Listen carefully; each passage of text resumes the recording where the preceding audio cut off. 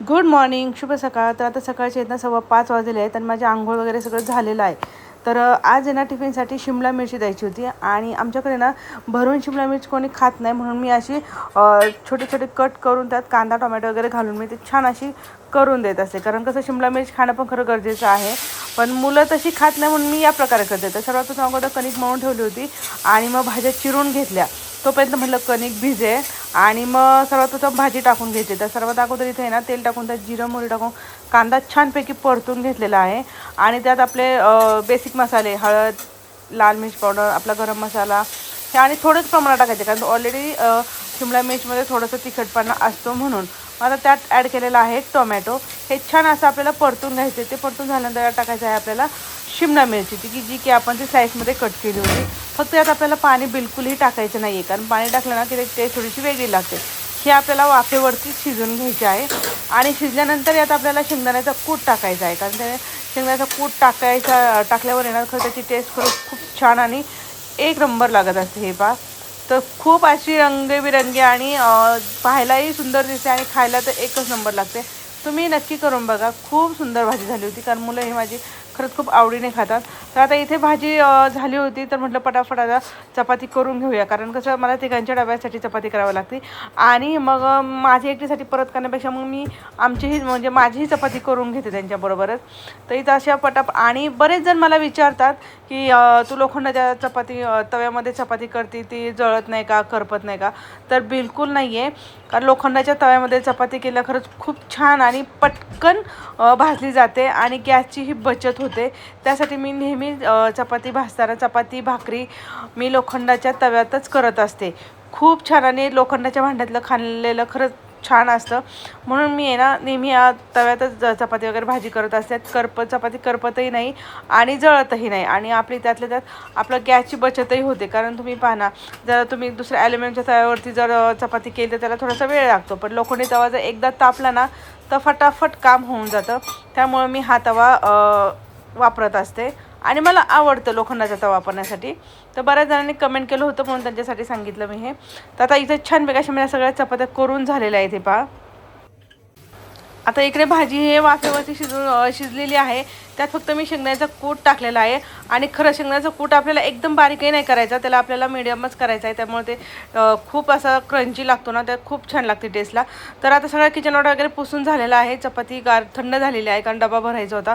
भाजी वगैरे गार करून ठेवली होती. एका साईडला मुलांसाठी दूध तापायला ठेवलं आणि एकीकडे आमच्यासाठी ब्लॅक टी करायला ठेवला होता. तर आता सगळं झाल्यानंतर यांना चहा घ्यायचा होता आणि सोमला गरम पाणी द्यायचं होतं, कारण त्याचा घसा थोडासा दुखत होता, म्हणून त्याला गरम पाणी आणि थोडंसं मीठ दिलं होतं मी मिठाच्या गुळण्या करण्यासाठी. तर हे यांना लेट होत होतं म्हणून ते पटकन असे चहा पिऊन ते निघाले होते.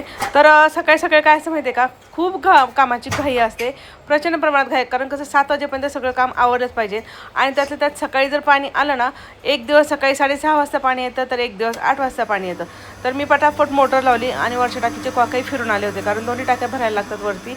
आणि जर आज पाणी भरलं नाही ना तर मग परत उद्या मला 8 वाजता पाणी येतं, त्यावेळेला वेळ मिळत नाही, कारण कधी मी लेट होते ना, त्याच्यामुळे कधी कधी पाणी जातंही. मग सर्वप्रथम आता इथं मोटर चालू केली, वरचे जाऊन कॉक चालू केले. मग पाणी भरस तोपर्यंत छानपैकी इथं देवपूजा केली. तोपर्यंत वेदांनी त्याचं खाऊन तो आंघोळ वगैरे करून ते कपडे चेंज करत होते. आणि इथे ना आमचा दादू सगळं काम म्हणजे वेदांचं उरकण्याचं सगळं जबाबदारी त्याच्याकडेच असते. तोच सगळं आवरून घेतो. त्याची बॅग भरणं, त्याला सॉस घालणं, त्याला कपडे घालणं, हे सगळं आमचा सोमकत असतं. त्यामुळे माझं थोडंसं काम हलकं होतं. खूप भारी वाटतं मला की तो मला अशी सकाळी सकाळी मदत करतो ना, खूप छान वाटतं, कारण कामाचा लोड थोडासा कमी होतो आणि आवरतंही पटकन. तर इथे टी व्हीला पाहत दोघं जण आवरत होते, तोपर्यंत मी छानपैकी पाणी वगैरे भरलं, देवपूजा वगैरे झाली. आणि सकाळी सकाळी देवपूजा केल्याशिवाय मी घराच्या बाहेर जात नाही आहे, कारण कसं गाडी चालवायची असती, लहान मुलं आहेत आपल्या गाडीमध्ये, फ्रेश वाटतं, छान वाटतं. त्यामुळं सर्वात प्रथम आधी आंघोळ वगैरे केले, सगळं आवरल्यानंतर देवपूजा करत असते. आणि आता देवपूजा झाल्यानंतर मी निघाले त्यांना स्कूलमध्ये घेऊन, कारण आता स्कूलचं टाईम होतं 7:45.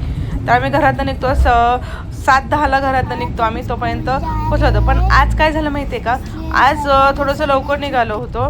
बाय चान्स येणे असं काही माहीत नव्हतं की पुढे गेल्यानंतर असं काही होईल म्हणून. पण जेव्हा आम्ही 5-9ला पोहोचलो ना, तेव्हा तिथे एक बस आहे ना बंद पडली होती आणि ती अशा स्थितीत होती ना की गाड्या जाऊच शकत नव्हत्या. अशी प्रॉपर ती आडवी आहे ना, आडवा रस्ता तिने क्रॉस करताना आहे ना टर्न मारताना ती बंद पडली, त्यामुळे पूर्ण रस्ता ब्लॉक केला होता. आणि सकाळी सकाळी जर असं काही झालं ना खूप चिडचिड होते, खूप राग येतो. कारण कसं स्कूलला जायला लेट होतं, घरातलं एवढं सगळं पटपट आवरायचं आणि परत स्कूलला जायचं ना, खूप चिडचिड होत होती. हे पा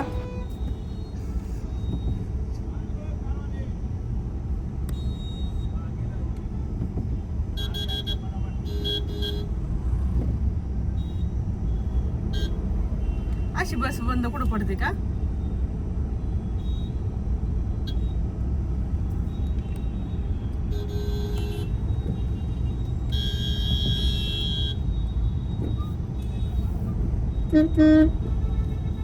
सकाळ सकाळी स्कूलला जायची घाई.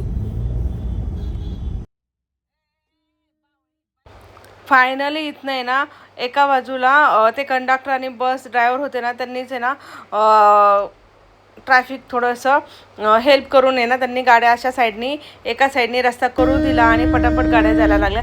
फायनली आम्ही तिथनं निघालो. किमान इथे ना 20 ते 25 मिनटं आमचे गेले होते, कारण खरंच खूप लेट झालं होतं स्कूलला जायला. कारण पर्यायच नव्हता, आता बसच ही अशी आडवी बंद पडली होती ना, त्यामुळे खरंच खूप लेट झालं होतं. मग फायनली आम्ही तिथनं निघालो. तर गाडी थोडीशी जोरात चालवायला लागली, कारण कसं एकदा जर आमचं गेट बंद झालं ना स्कूलचं, तर ते लेट मार्क तरी देतात किंवा मग परत मुलांना घरी घेऊन यावं लागतं. म्हणून आम्ही फास्ट गेलो होतो. तर वातावरण खरंच खूप सुंदर झालं होतं, खूप छान वाटत होतं. आणि जाताना आमच्या स्कूलचे ते झाडं असल्यामुळे ना खरंच खूप भारी वाटत होतं. तर फायनली आम्ही स्कूलमध्ये पोहोचलो. तर गेट ओपन होतं, काही गेट लावलं होतं. आम्ही आहे ना मोस्टली 7:42ला पोहोचलो होतो आणि 7:45ला गेट बंद होतं. तर फटाफट त्यांना गाडीतनं उतरवलं आणि त्यांना अगोदर स्कूलच्या गेटच्या आत सोडलं.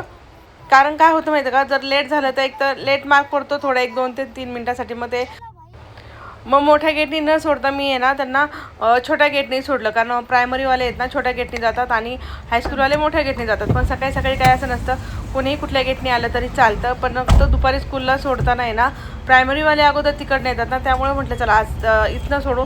मग त्यांना आहे ना मी फायनली प्रायमरीच्या गेटनी सोडलं. आणि मग संध्याकाळी ना मला शॉपिंगसाठी जायचं होतं, कारण किचनच्या काही वस्तू संपल्या होत्या ना, त्या घेणं गरजेचं होतं. त्यामुळे मी गेले होते शॉपिंग करण्यासाठी. आणि बाकी काही नाही घेतलं, फक्त 3 ते 4 वस्तू घेतल्या होत्या, पण छान होत्या, त्या मला आवडल्या म्हणून मी त्या घेतल्या होत्या. जास्त काही कॉस्टली नव्हत्या, घेणं गरजेचं होत्या. आणि एकदा जर बायका ह्या दुकानात गेल्या ना, गरज नसलेल्या वस्तूसुद्धा त्या घेऊन येत असतात. याची प्रचिती मला ह्या दुकानात गेल्यानंतर आली, कारण मला ज्या गोष्टी हव्या होत्या त्या घेण्यासाठी मी गेले, पण येताना अजून 1-2 ते 3 वस्तू एक्स्ट्रा घेऊन आले होते. कारण खरंच त्याची गरज नसताना मी त्या घेऊन आले होते आणि विनाकारण एक्स्ट्रा पैसे घालून आले होते दुकानातनं.